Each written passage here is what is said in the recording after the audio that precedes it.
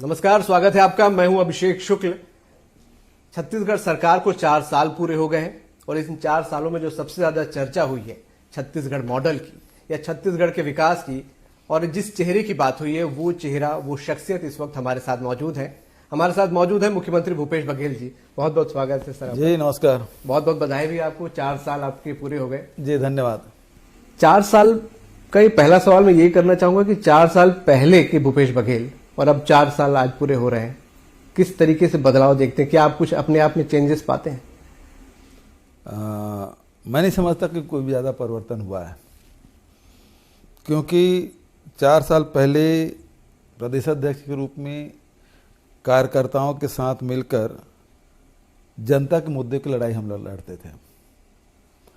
आज पूरा शासन, प्रशासन, मंत्री, विधायक और साथियों से मिलकर उस समस्याओं के निदान की लड़ाई लड़ रहे हैं। तो संघर्ष दोनों में है, मेहनत दोनों में है और दोनों के अपने अलग अलग अनुभव है, दोनों का आनंद अलग है। व्यक्तिगत अपने रूटीन में तो चेंज आपके आए होंगे, व्यक्तिगत पर्सनालिटी में भी क्या कुछ चेंज पाते हैं? क्योंकि उस समय विपक्ष में थे तो एक बहुत ज्यादा एग्रेसिवनेस रहती थी, थोड़ा समय भी शायद अपने लिए मिल जाता था। अब पर्सनालिटी में भी कुछ चेंजेस आपको लगता है? उसमें और इसमें अंतर ये आया कि वो ऊर्जा है, वो आम जनता के लिए संघर्ष के लिए था। अब ये अभी जो ऊर्जा है उसका केवल ऊर्जा इस प्रकार से ट्रांसफर हुआ कि जनता की सेवा में वो योजनाओं को लागू करने में लग रहा है। दूसरा व्यक्तिगत बात है तो कोरोना काल में सब नितांत अकेले हो गए थे। 2 साल सब एक दूसरे से दूर ही रहते थे। वो भी सब लोग, सबका अनुभव है, मेरा भी अनुभव है। तो हम लोग कहीं निकल नहीं सकते थे, आ जा नहीं सकते थे, बंगले में ही रहना है। परिवार भी, क्योंकि वो भिलाई, परिवार पहले से भिलाई में है, तो कोरोना काल में उसको बुला भी नहीं सकते थे। तो ये है बात, तो रही है सब। बहुत सारी योजनाओं को आपने लागू किया इन 4 सालों में। आपके दिल के करीब आपको लगता है, जब आप पीछे थोड़ा सा सोचते हैं कि बहुत करीब योजना है जो इसको लागू करके सेटिस्फेक्शन एक मिलता है? वो देखिए, योजनाएं बहुत सारी है, लेकिन मूल रूप से जो बात है कि लोगों के आय में वृद्धि होना चाहिए। चाहे वो मजदूर हो, किसान हो, आदिवासी हो, लघु वनोपज संग्रहण करने वाला हो, चाहे वो व्यवसाय करने वाला हो, चाहे फैक्ट्री में काम करने वाले लोग हो, सबके आय में वृद्धि हो। ये पहला लक्ष्य, और उस लक्ष्य के लिए हम लोग समर्पित हैं, उस दिशा में हम लोग काम किए हैं और उसका लाभ लोगों को मिला। सबके लिए स्वास्थ्य, सबके लिए शिक्षा, गुणवत्तापूर्ण शिक्षा, इसके लिए भी लगातार प्रयास करते रहे, वो आप सब जानते ही हैं। तो प्रयास ये, और उसके साथ साथ जो संस्कृति है, तो हमारी जो लोकगीत है, लोक संगीत है, उस सबको बढ़ावा देना, जो लोक पर्व है उस सबको बढ़ावा देना। तो संपूर्ण छत्तीसगढ़ के इन 4 इसमें आप देखें उस क्षेत्र में हम लोगों ने काम किया। आय में वृद्धि, स्वास्थ्य, शिक्षा और संस्कृति। छत्तीसगढ़िया गौरव को आपने लगता है कि 4 साल में स्थापित कर दिया? अब लोग फक्र के साथ बोलते हैं छत्तीसगढ़िया। सब राज्य के लोग अपने अपने राज्यों पे गर्व करते हैं, हम क्यों अपनी हीन भावना रखें? और इस कारण से पिछले 15 साल से बिल्कुल ही मिसिंग था जी। तो उसको फिर से, मतलब हमने फिर इसके जो लोग महसूस कर रहे थे, चाहे वो बोरेबासी से लेके, छत्तीसगढ़िया पकवान से लेके, छत्तीसगढ़िया खेल कूद से लेके, छत्तीसगढ़िया जो तीज त्यौहार है उससे लेकर, उसे भाषा बोली से लेकर, जो छत्तीसगढ़ियापन है, जिसमें प्रेम है, जिसमें भोलापन है, सहजता है, सरलता है, वो सब लाने की कोशिश की। भेंट मुलाकात में आप लगातार जा रहे हैं लोगों के बीच में, प्रशासनिक बहुत सारी कसावट भी उसमें आती है, लोगों की समस्याएं भी आप सुनते हैं। क्या फील कर रहे हैं, क्या फीडबैक वहां पे मिलता है आपको? क्या भावनात्मक भी कुछ जुड़ाव आप महसूस कर रहे हैं? क्योंकि इस यात्रा को अगर एक दूसरा पहलू देखें। बिल्कुल सही बात है। एक तो इससे पता चलता है कि योजनाओं का क्रियान्वयन किस प्रकार से हो रहा है, जो योजना हम बैठ के यहाँ बनाए हैं उसका लाभ मिल रहा है कि नहीं मिल रहा है। और तीसरा, जो जब लोगों के लिए काम करोगे तो स्वाभाविक रूप से एक आत्मिक जुड़ाव हो जाता है, अपनापन आ जाता है। तो उस प्रकार के संवाद भी होते हैं लोगों के बीच में। काका और भतीजे के बीच का संवाद अक्सर भेंट मुलाकात में देखने को मिलता भी है। कई सारे बच्चे, और मैंने देखा भी था कि आत्मानंद की बड़ी डिमांड और बैंकों की बड़ी डिमांड रहती है। बहुत ज़्यादा, चाहे हम अनुसूचित क्षेत्रों में बात करें, चाहे ग्रामीण क्षेत्रों में जाएं, सब जगह बैंक की मांग कर रहे हैं, सब जगह स्वामी आत्मानंद अंग्रेजी स्कूल की बात कर रहे हैं। तो शिक्षा के प्रति लोगों का जो लगाव बढ़ा है, ये बहुत अच्छी बात है, क्योंकि शिक्षा ही व्यक्ति को बहुत आगे ले जाता है। तो इसे शिक्षा बहुत जरूरी है। दूसरा, उसी प्रकार से बैंक की मांग करना, इसका मतलब ये है कि लोगों के आय में वृद्धि हुई है और बैंकिंग से सब जुड़े हैं, सब लेन देन बैंक से हो रहा है, इसलिए बैंक की मांग कर रहे हैं। 4 साल हो चुका है। अब बहुत सारे, अगर लीडर के तौर पे हम बात करें तो चुनाव भी आपने बहुत सारे जीते और एक अच्छे रणनीतिकार के तौर पे स्टैब्लिश भी आप हुए हैं। अब आपकी डिमांड छत्तीसगढ़ नहीं बल्कि छत्तीसगढ़ के बाहर भी आपकी रणनीति की डिमांड होने लगी है। छत्तीसगढ़ मॉडल की बात आप कर रहे हैं। ये मॉडल छत्तीसगढ़ में तो सक्सेस दिख रहा है, बाहर भी आपको लग रहा है कि हाँ अब एक्सेप्टेंस हो रही है इस मॉडल के जरिए दूसरी जगह भी तरक्की? हिमाचल प्रदेश में 10 गारंटी है, उसमें 5 छत्तीसगढ़ के हैं। तो शिक्षा है, रोजगार है, तो सब कुछ जरूरी है। तो हम गौ पालन है, तो वो सब चीज़ें तो हमने वहाँ जोड़ा है और उसका लाभ भी हुआ है। तो सबसे बड़ी बात ये छत्तीसगढ़ मॉडल में यही है कि लोगों की जेब में पैसा जा रहा है। भारतीय जनता पार्टी की सरकारों में ये होता है कि लोगों की जेब से पैसा निकालते हैं, हम पैसा डालने का काम कर रहे हैं। इस काम के दौरान कई बार केंद्र के साथ टकराव की भी स्थिति बनती है, चाहे कोरोना का समय हो या फिर न्याय योजना के पैसे को लेकर हो या फिर अभी पेंशन योजना को लेकर चल रही। इस टकराव को होते और समस्या से निपटते लगभग 4 साल हो गए। किस तरीके से इस टकराव को देखते हैं? कितना आपको लगता है कि हाँ अब बेहतर अब इसमें कर पा रहे हैं, उसको अच्छे से मैनेज कर पाते?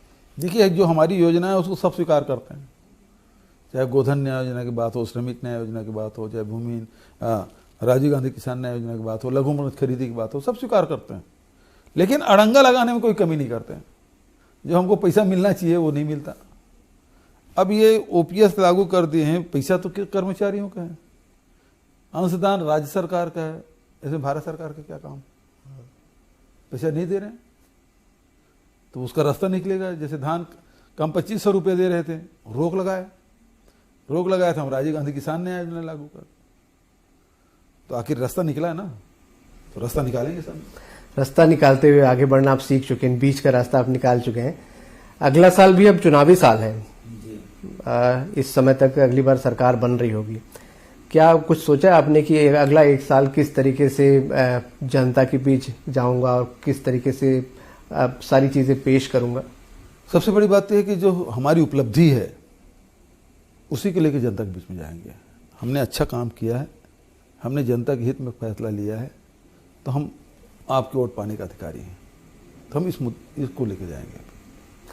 विपक्ष भी लगातार सवाल उठाते रहता है, कई बार तरह तरह के आरोप भी उससे लगाता है। विपक्ष में बहुत सारे बदलाव भी आपने देखे यहाँ पर।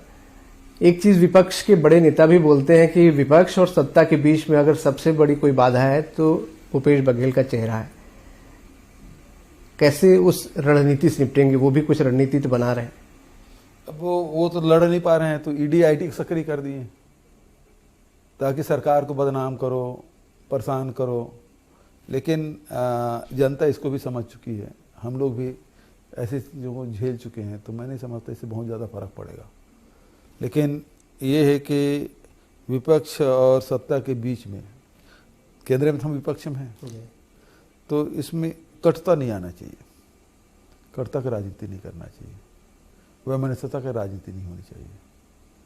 जनता ने उन्हें भी चुना है, जनता ने हमें भी चुना है, तो सम्मान तो होना चाहिए। लेकिन दुश्मनी की स्तर पर आके किसी को जेल भेज देंगे, किसी को फंसा देंगे, अधिकार है आपका, आपके ईडी का अधिकार मिला हो, आप कुछ भी कर सकते हैं, लेकिन इस प्रकार से दुरुपयोग नहीं होना चाहिए। जी, जांच का तो स्वागत भी किया था आपने। जांच का स्वागत होनी, जहां भ्रष्टाचार है करे कार्रवाई, लेकिन किसी फंसाना, ये टारगेट करके उसे सारे ताना बाना बुनो, तो ये गलत बात है ना। और जनता इस बात को समझ रही है। अब महाराष्ट्र में जैसे सत्ता परिवर्तन हुआ, सारे ईडी, आईटी, डीआरआई और पता नहीं वो जो नारकोटिक्स वाले हैं वो सब गायब। अब वहाँ के हीरो हीरोइन अब गांजा नहीं पीते, सब ठीक हो गए हैं, है ना। वहाँ आईटी ईडी का कोई काम नहीं है क्योंकि अब राम राज्य आ गया। ऐसे थोड़ी होता है। तो और भी बहुत सारे इश्यूज होते हैं, विपक्ष उठाते रहता है, कई बार धर्मांतरण के मुद्दे को उठाता है। हालांकि आपने यहाँ पे इसे बहुत सक्सेसफुली एक तरीके से काउंटर भी किया यहाँ पर, चाहे रामवन गमन की बात कर लें या चंदखुरी की बात कर लें। आपको लगता है आने वाले समय में इस प्रकार के मुद्दों को और उठाया जाएगा, जोर पकड़ा जाएगा, और उसके लिए तैयार है? बिल्कुल। देखिए, कानून में जो व्यवस्था है उसके हिसाब से हम काम करते हैं। जाति तो जन्म से तय होता है, धर्म व्यक्ति अलग अलग। अब हम मान लो हिंदू हैं तो हिंदू में भी कोई शिव को मानते हैं, तो कोई विष्णु को मानते हैं, कोई शक्ति को मानते हैं, तो सब अलग अलग। कोई अघोर पंथ के हैं तो कोई कबीर पंथ के हैं, तो कोई किसी को मान रहे हैं।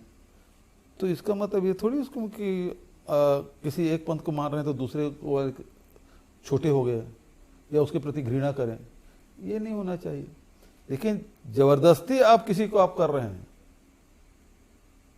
तब गलत है। आप लालच दे के, डरा के, धमका के, भय दिखा के, लालच दे के यदि धर्मांतरण करते हैं तो बिल्कुल गलत है। कानून और व्यवस्था के खिलाफ कार्रवाई करेंगे, और हुआ भी है। एक अर्थव्यवस्था का आपने जिक्र किया, लगातार किसानों की या बाकी लोगों की जेब में डायरेक्ट पैसे आप डाल रहे हैं, बावजूद इसके विपक्ष कर्ज को लेकर बार बार सवाल उठाता है। हालांकि अब आप बता रहे हैं कि इस साल आप लोगों ने कोई कर्ज भी नहीं लिया। फाइनेंशियल स्थिति छत्तीसगढ़ की अब क्या लगता है पहले से काफी बेहतर है? देखिए, शुरू में जब सरकार बदले और हमें अपनी योजनाओं का क्रियान्वयन करना था, क्योंकि पिछली सरकार के अपने एजेंडा, उसकी प्राथमिकताएं अलग थी, उसके फ्लैगशिप प्रोग्राम अलग थे, हमारे अलग है। तो उसके लिए धन जुटाना हमारे लिए जरूरी था, तो हमने कर्ज लिए भी, उसे इनकार नहीं है। लेकिन अब हमारे वित्तीय अनुशासन और आय के स्रोत हम लोग ढूंढे तो स्थिति ये है कि मध्य प्रदेश में हम जिससे हम अलग हुए वो तो कर्ज ले चुके, कई बार ले चुके, और हम अभी तक नहीं लिए। ये अंतर तो है। तो हमने अर्थव्यवस्था ठीक संभाला है। इतने सारे मतलब 1.5 लाख करोड़ रुपए किसानों को दे दिए, यहाँ के लोगों को सीधा पैसा दिया गया। उसके बाद भी हमारी अर्थव्यवस्था इतनी अच्छी है कि हमने कर्ज नहीं लिया। कई आपकी योजनाओं का विरोधी भी स्वागत करते हैं, बहुत तारीफ भी उसकी की। हालांकि कई बार खुले दिल से बोल के थोड़ा पीछे भी हट जाते हैं, लेकिन तारीफ आपकी हुई है, और ये दूसरे राज्य भी अब इसे अपना रहे हैं। क्या इसे आप मानते हैं कि छत्तीसगढ़ मॉडल का ही सक्सेस है? देखिए, आज आर्थिक युग है, अर्थ का युग है, और इसमें जब तक के लोगों के आय में वृद्धि नहीं करेंगे, रोजगार के अवसर नहीं प्रदान करेंगे, तो जो गृहस्थ चलाना है, परिवार चलाना, वो कठिन हो जाएगा।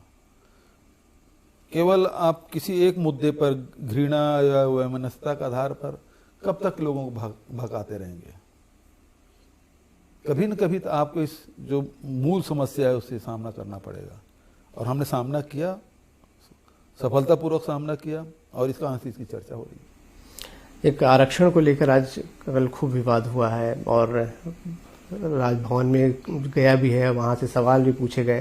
क्या लग रहा है आरक्षण को लेकर क्यों इतनी लेट लतीफी हो रही है? आपने तत्काल, जबकि पहले तो राज्यपाल महोदय ने कह दिया था कि मैं तत्काल सिग्नेचर करूंगी, लेकिन एकात्म परिसर से पर्ची जाती है, उसके बाद बदल जाते हैं। फिर मैं तो केवल आदिवासी के बारे में बोली थी, फिर ये 10 सवाल आ गए, फिर अभी राष्ट्रपति और प्रधानमंत्री से मिलने जाने वाले हैं। तो ये बताता है कि भारतीय जनता पार्टी वो आरक्षण की विरोधी है, वो नहीं चाहते कि लोगों को आरक्षण मिले, और उन्होंने किया भी है। जितने सार्वजनिक उपक्रम में लाइन से बेच रहे हैं, जब पद ही नहीं रहेगा तो आरक्षण कैसे मिलेगा?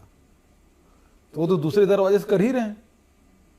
और यहाँ राज्यपाल जी ये बोल के ऐसा कर रहे हैं, जबकि 10 क्वेश्चन पूछने का अधिकार है ही नहीं। जो चीज विधानसभा में पारित हो गया है, या तो सरकार को लौटा दो, या फिर राष्ट्रपति भेज दो, या फिर वो असीमित काल तक के आप रोक लो, जैसे दूसरे बिल को रोके हो, तो रोक ये 3 काम कर सकते हैं, चौथा तो नहीं हो सकता। कई सारे केंद्रीय नेता भी दौरा करने लगे, मतलब लोग भी चर्चा है कि अब फोकस बढ़ रहा है इधर, है ना। चुनावी राज्य में भारतीय जनता पार्टी के लोग दौरा करते हैं, यहाँ भी आ रहे हैं। संघ प्रमुख भी पहुंच रहे हैं, 3 बार आ गए। दरअसल में मोहन भागवत जी का बड़ा सम्मान है, लेकिन अब वो जाए तो जाए कहाँ? उत्तर प्रदेश तो जाते नहीं, गुजरात में भी नहीं जाते, तो बच कौन से जाता है? एक मध्य प्रदेश है, दूसरा छत्तीसगढ़, और वहाँ बॉम्बे भी नहीं जाते, क्योंकि अब शिवसेना है वो 2 फाड़ हो गया, एक हमारे साथ है, उसके पास जगह कहाँ बचा है? तो घूम फिर के फिर छत्तीसगढ़ आते हैं। चुनावी साल जैसे हमने जिक्र किया, यहाँ पर बहुत सारे काम आप लोगों ने किए। आपको लगता है कि जैसे आप जनता के बीच जाते हैं, भेंट मुलाकात में भी जाते हैं, या आने वाले वर्षों में भी जाएंगे, तो और भी कुछ नया लाने की कोशिश होगी आम जनता के लिए? अब वो तो चुनाव समय बताएगा। भाई घोषणा पत्र समिति बनेगा, चुनाव अभियान समिति बनेगा, तो पार्टी फिर तय करती है कि किस प्रकार से जाना चुनाव में। विपक्ष जैसे बोलता है बहुत सारे वादे जो घोषणा पत्र में किए गए थे वो पूरे नहीं हो रहे हैं, तो आपको क्या लगता है ज्यादातर वादे पूरे हो गए और जनता के बीच इन वादों को लेकर जाना पर्याप्त है? देखिए, हम लोग तो काम करना शुरू किए, तब हमको नहीं पता था कि कोरोना भी आएगा। 2 साल उसमें गुजर जाएंगे पूरे, ये नहीं केवल छत्तीसगढ़ की बात नहीं, पूरे देश और दुनिया की बात है, लेकिन काम तो रुका नहीं ना। और लगातार जो मोटे मोटे और बड़े जो घोषणाएं हैं वो सब हमने पूरे कर दिए, छोटे और कुछ घोषणाएं बचे हैं, अभी हमारे पास समय है, उसमें भी हम लोग फोकस करेंगे।